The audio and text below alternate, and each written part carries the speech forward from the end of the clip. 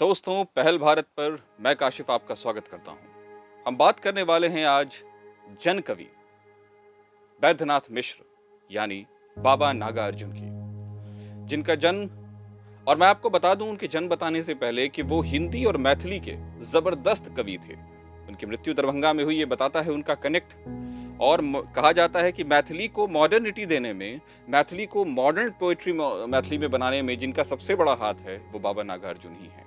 उन्होंने बहुत सारे ट्रेवलॉग्स लिखे, कहानियां लिखी, नॉवेल्स लिखे और कविताएं तो ऐसी लिखी कि क्रांति का बायस बन सकती थी वो। अगर आप दिनकर को राष्ट्र कवि कहते हैं तो हम और सारे साहित्य जगत के लोग बाबा नागार्जुन को जन कवि कहते हैं। आइए बात करें उसी जन कवि की जिनकी पैदाइश मधुबनी में हुई 30 जून को, अभी भी उनका जन्मदिन गुजरा है, और उनकी मृत्यु हुई 5 नवंबर 1998 को दरभंगा में। अब उनके बारे में बता दिया कि उनका नाम था विद्यानंद मिश्र और विद्यानाथ मिश्र, और उसके बाद उन्होंने जो पेन नेम जिसको तखल्लुस कहते हैं उर्दू में, वो उन्होंने रखा था अपना नागार्जुन। लोग उनको प्यार से, मोहब्बत से, अकीदत से बाबा नागार्जुन कहने लगे। तो आज हम बात करने वाले हैं उसी नागार्जुन की जिनका बहुत मशहूर है सच न बोलना।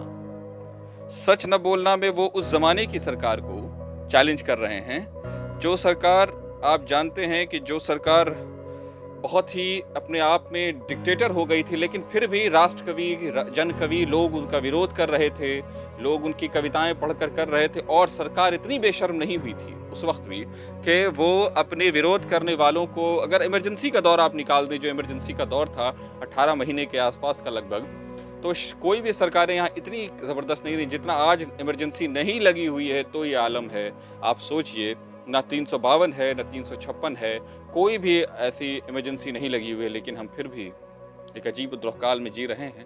तो आइए देखते हैं और पढ़ते हैं और याद करते हैं जन कवि को कि उन्होंने क्या कहा और वो कैसे आज भी उसी तरह सच है। तो आज मैं आपको सुनाने वाला हूँ सच न बोलना, नागार्जुन की कविता, जिसमें वो आपको देखिएगा, उसमें पढ़िएगा जो लोगों की बारे में उन्होंने लिखा है, जो एक एक चीज़ों का जिक्र किया और बताया है कि सरकार किस तरह नहीं समझती है इन आम लोगों को। आइए मैं शुरू करता हूं आपसे, और वो कविता है सच न बोलना। नागार्जुन, ध्यान से सुनिए। मलाबार के खेतीहरों को अन्न चाहिए खाने को, मलाबार के खेतीहरों को अन्न चाहिए खाने को, डंड पानी को लठ चाहिए बिगड़ी बात बनाने को, डंड पानी को लठ चाहिए बिगड़ी बात बनाने को। जंगल में जाकर देखा नहीं एक भी बांस दिखा, जंगल में जाकर देखा नहीं एक भी बांस दिखा, सभी कट गए सुना देश को पुलिस रही सबक सिखा। ये बात है पुलिस स्टेट की, पुलिसिया स्टेट की, जब मॉरल पुलिसिंग होने लगती है, और जब पुलिस सिर्फ और सिर्फ, जब पुलिस इस बात से अनभिज्ञ हो जाती है कि उसका काम जनता की सेवा करना है, उसका काम कॉन्स्टिट्यूशन के तहत चलना है, जबकि वो सिर्फ स्टेट के हाथ की एक चुटपुंजी बन जाती है, जिसका एग्जाम्पल आपने कई बार देखा। अब जो आगे लिखते हैं हमारे जन कवि, जनगण मन अधिनायक जय हो प्रजा विचित्र तुम्हारी है, जनगण मन अधिनायक जय हो प्रजा विचित्र तुम्हारी है, भूख भूख चिल्लाने वाली अशुभ अमंगलकारी है। बताओ, देश के लिए इतना काम हो रहा है, सरकारें इतना काम कर रही हैं, प्राइवेटाइज कर रही हैं कि तुमको नौकरी मिल पाए, तुम बीपीओ में सुबह से रात तक खट सको, 8,000 रुपया कमा सको, और बताओ ये विकास नहीं है, रोजगार नहीं है, तुम्हें मिल रहा है, लेकिन तुम ना शुक्रे लोग मानते नहीं हो, अशुभ अमंगलकारी। बताओ, गंगा में लाश बता रहे हो, लोग कोरोना से मरने दो, क्या फर्क पड़ता है उससे? फर्क तो इस बात से पड़ता है, सुनिए। जनगण मन अधिनायक जय हो प्रजा विचित्र तुम्हारी है, भूख भूख चिल्लाने वाली अशुभ अमंगलकारी है, बंद सेल बेगूसराय में नौजवान दो भले मरे। उस जमाने में 2 मौतें हुई थी जिनके बारे में कहा गया था कि वो कम्युनिस्ट थे, और उन्होंने सरकार से सवाल पूछे थे। बंद सेल बेगूसराय में नौजवान दो भले मरे, जगह नहीं है जेलों में यमराज तुम्हारी मदद करे। अब यमराज आ जाएं, जो लोग मर गए थे वो मर जाओ भैया, जेल में जगह नहीं है, हमने ठूस दिया है जेल में गरीबों को, वंचितों को, कमजोरों को। चूंकि हम बड़े लोगों को तो जेल में डालते नहीं हैं, बड़े लोग तो इंग्लैंड चले जाते हैं, बड़े लोग तो भारत से रातों रात गायब हो जाते हैं, हवाई सफर पर निकल जाते हैं, लेकिन पता नहीं चलता। तो सुनिए, बंद सेल बेगूसराय में नौजवान दो भले मरे, जंगल जगह नहीं है जेलों में यमराज तुम्हारी मदद करे। ख्याल करो मत जनसाधारण की रोजी का रोटी का। अरे तुमको लाया गया, तुमको लाया है बड़े बड़े बिजनेसमैन ने, तुमको लाया है बड़े बड़े कॉर्पोरेट घरानों ने, इतना इतना पैसा दिया है तुम्हारे इलेक्शन में, तो ये जनसाधारण के लिए दिया, तुम बिल्कुल ठीक कर रहे हो। अडानी हो, अंबानी हो, या ऐसे कोई बहुत नाम है, ये तो सांकेतिक नाम मैं आपको बता रहा हूँ, ऐसे बहुत सारे नाम है। बाबा जी को क्यों छोड़ा जाए, बाबा रामदेव जी को। तो मैं आपको ये बता रहा हूँ कि इनके लिए आई है ना सरकार, बेमतलब ये काम कर रहे हैं। ख्याल करो मत जनसाधारण की रोजी का, रोटी का, फाड़ फाड़ कर गला नकब से मना कर रहा अमेरिका। अमेरिका से मतलब यहाँ पूंजीवाद से है।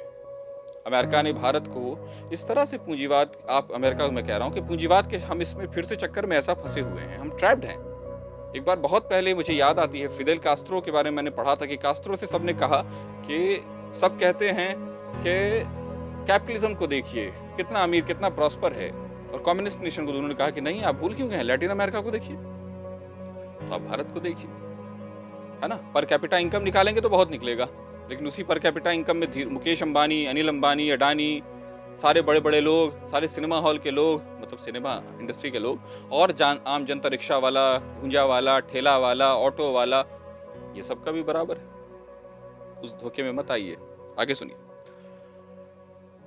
ख्याल करो मत जनसाधारण की रोजी का, रोटी का, फाड़ फाड़ कर गला नकब से मना कर रहा अमेरिका। अरे मत करो वेलफेयर इकोनॉमी, वो इकोनॉमी यार, कहाँ पड़े हुए हो। अरे जो टैलेंटेड होगा वो कमाएगा, और जो टैलेंटेड नहीं होगा, या कहिए जिसके पास पहले से पूंजी नहीं होगी, वो क्या करेगा, वो ये करेगा। ख्याल करो मत जनसाधारण की रोजी का, रोटी का, फाड़ फाड़ कर गला नकब से मना कर रहा अमेरिका। बापू की प्रतिमा के आगे शंख और घड़ियाल बजे। सिंबॉलिक, सांकेतिक राजनीति हमारी देखिए। बापू की प्रतिमा के आगे शंख और घड़ियाल बजे, भूखमरों के कंकालों पर रंग बिरंगी साज सजे। आहा आहा, एक से एक म्यूजिशियन को बुलाया जाता है शहीदों के दिन। ये नहीं देखा जाता कि वो शहीद किसानों के बेटे हैं, और किसान सड़क पर है लगभग 7.25 महीने से, वो नहीं देखते हम किसान, जिसको आप कहते हैं जवान और किसान, जो देश का नारा है, जिसको कभी हमारे महान प्रधानमंत्री शास्त्री जी ने कहा था, आज हम उसको आमने सामने ले आए हैं। बेटा बाप को मार रहा है, क्योंकि आप जानते हैं किसान का बेटा ही फौजी बनता है, बड़े लोगों का नहीं। अब आइए।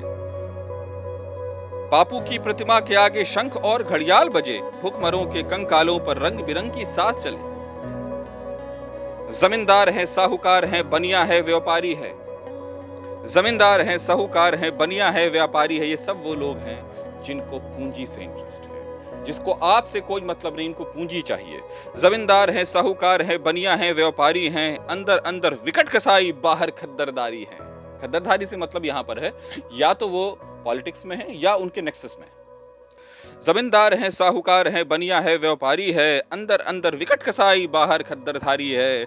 सब घुसाए भरा पड़ा है भारत माता का मंदिर। भारत माता का मंदिर है, बांट रही है सबको, आप लेते रहिए। ये भूल गए हम कि वितरण करना भी हमारा काम है। बांटना उनका काम था भारत माँ का, लेकिन हमारा काम उसको अच्छे से डिस्ट्रीब्यूट करना था। हम वहां नाकाम हुए और हो रहे हैं। सब घुसाए भरा पड़ा है भारत माता का मंदिर, एक बार जो फिसले अगुआ फिसल रहे हैं फिर। मतलब कंटिन्यूटी, जो मैंने आपसे कहा था कि पहले भी और अब भी। छुट्टा घूमे डाकू गुंडे, छुट्टा घूमे हत्यारे, जो बात मैंने आपको बताई थी अभी कुछ देर पहले। इंग्लैंड को देखिए, मेरे को वो भाग जाते हैं। छुट्टा घूमे डाकू गुंडे, छुट्टा घूमे हत्यारे, देखो हंटर भांज रहे हैं जस के तस जालिम सारे। जो कोई इनके खिलाफ अंगुली उठाएगा बोलेगा, खबरदार अगर इनके खिलाफ बोला, देश के खिलाफ बोलने की तुम पर सजाएं होगी, तुमको जेल में ठूस देंगे, तुमको बेल नहीं मिलेगी, क्योंकि तुम उनके खिलाफ बोल रहे हो। जो कोई इनके खिलाफ अंगुली उठाएगा बोलेगा, काल कोठरी में ही जाकर फिर वो सत्तू घोलेगा। समझ लो भैया, किया करते हैं, एक बार मुझे यहाँ इसी बीच में हाफिज जालंधरी का एक शेर याद आ गया। किया करते हैं जो तबलीग आज़ादी ज़माने में, वो अक्सर काटते हैं जिंदगानी कैद खाने में। समझिए, माताओं पर बहनों पर घोड़े दौड़ाए जाते हैं, माताओं पर बहनों पर घोड़े दौड़ाए जाते हैं, बच्चे बूढ़े बाप तक न छूटते सताए जाते हैं। किसी को तो छोड़ो, उन वंचितों को, उन गरीबों को, जिन्होंने इस देश को बनाया, उनको तो बख्श दो। जिन्होंने तुमको वोट दिया उनको तो बख्श दो। मारपीट है, लूट खसोट है, तहस नहस बर्बादी है। मारपीट है, लूट खसोट है, तहस नहस बर्बादी है। जोर जुल्म है, जेल सेल है, वाह खूब आजादी है। ये बात अगर आज के दौर में बोला जाता तो हो सकता है इनके खिलाफ भी चार्जशीट हो जाता कि बताओ आजादी मांग रहे हैं। क्योंकि आपको याद होगा, मैं बताना नहीं चाहूंगा कि आजादी ही के नाम पर कुछ लोगों को यूनिवर्सिटीज से उठाकर जेल में ठूंस दिया गया था। यहाँ तो बाबा भी आज़ादी मांग रहे हैं। क्या ये गद्दार थे?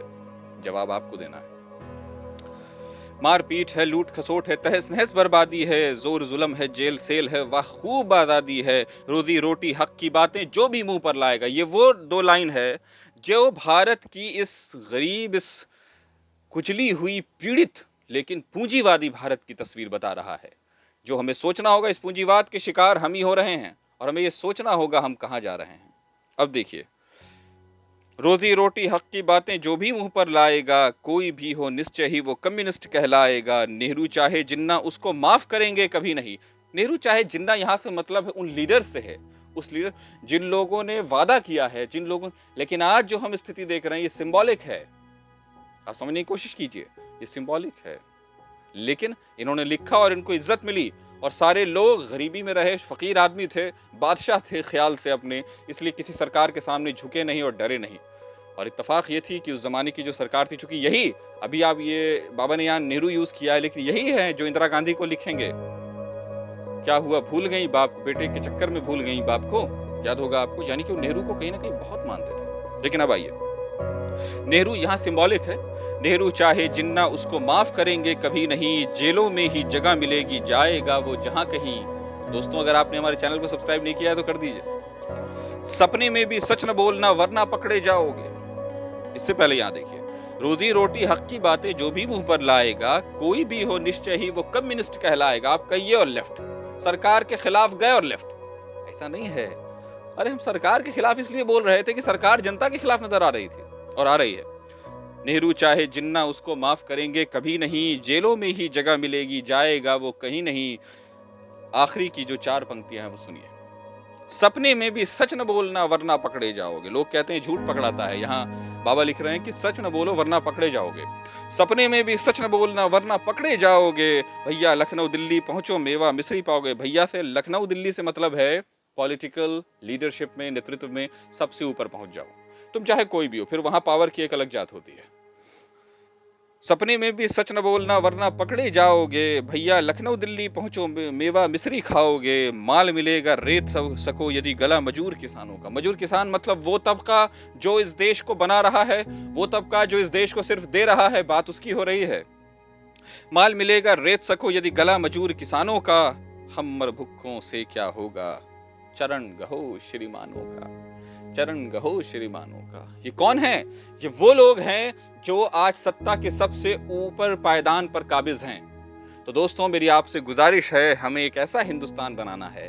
हमने एक ऐसा सपना देखा था जो आज के ये हिंदुस्तान का था। तो चलिए हम लड़ाई करें उनसे, हम अपने हक मांगे उनसे जिन्होंने हमारे हक छीन लिए हैं। दोस्तों, अगर हम पहल भारत पर इसी तरह आपके लिए चीज़ें लाते रहेंगे, खबर लाते रहेंगे, कविताएं लाते रहेंगे और आपको उन कविताओं का मतलब और आज का रिलेवेंस भी अपनी तरफ से बताते जाएंगे, हमारे चैनल को सब्सक्राइब कीजिए, शेयर कीजिए, कमेंट कीजिए और ज़रूर बताइए आपको अगली बार किसके बारे में सुनना है। और मैं आखिर में बताते जाऊं कि उसी 30 जून की बात है कि एक शानदार राइटर ओम प्रकाश वाल्मीकि, जो मैं आपको अगर सच्चाई से बताऊं तो जो मैंने पहली हिंदी किताब पढ़ी थी वो जूठन थी, ओम प्रकाश वाल्मीकि की। उसको ज़रूर पढ़िए। दोस्तों, बने रहिए।